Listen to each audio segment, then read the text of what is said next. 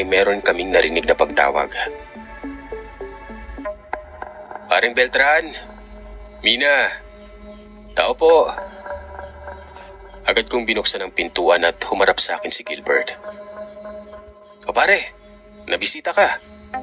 Matagal na tayong hindi nakikita. O nga pare, abale. Hayaan mo, dadan ako dito sa susunod. Pag-inuman tayo.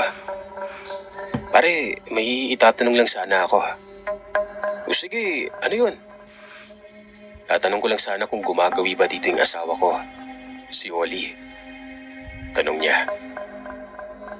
Tumingin ako kay Mina. Nakita kong umiling ito.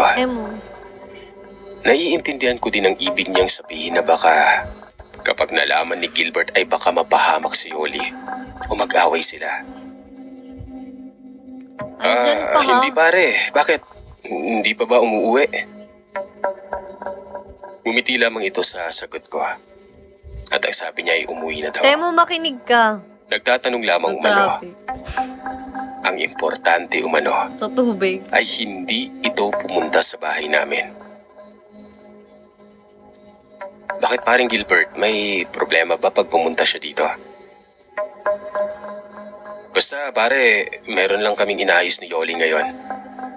At kung maigi sana, iwas niyo muna si Diego sa kanya. Hindi ko na nagawang sumagot dahil nagpaalam na ito kaagad at dali-daling umalis nun. Madaling araw, todo iyak ang anak ko. Hindi namin ito mapatahan-tahan sa hindi ko malamang dahilan. Pinapadede, ayaw. Pinaypayan ko na kahit malamig ang hangin, ayaw. Pinalitan na ng kasuotan tapos wala namang dumi o ano pero ganun pa rin tapos pawis na pawis pa. Sabi ko kay Mina, baka kinabag o ano. Kasi hindi naman mainit nanlalamig pa nga siya nun. Nagpaalam ako kay Mina. Gawa ng may kakilala naman kaming hilot sa kabilang barangay. Pupuntahan ko kako. Baka gising pa. Magbabaka sakali lang. Kumuha lamang ako ng itak at tungkod. Pagkabukas ko ng pintuan, napatikil ako. Imbis na maglakad palabas ay hindi na ako tumuloy. Matagal kong tinitigan yung nakita ko. Nung una, tinatansya ko pa kung ano yon. Kung yun ba ay baka kung anong bagay lang na sumapit o sumampay sa may mababang pupungan namin. Nakalaylay ito. Parang malapad na payong. Malapad na payong. Pero habang lumilinaw ito sa paningin ko, ay doon ko napagtanto na isa itong malaking pakpak.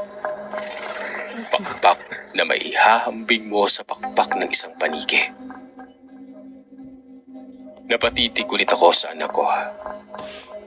Kahit laking luson ako. Okay, tama na. Mag-end live na ako. Hi, boss.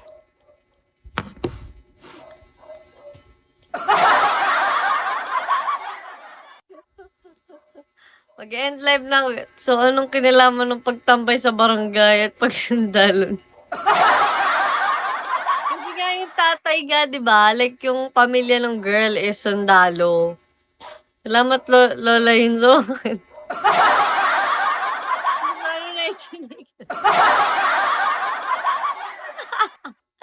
Alam mo yung exciting part na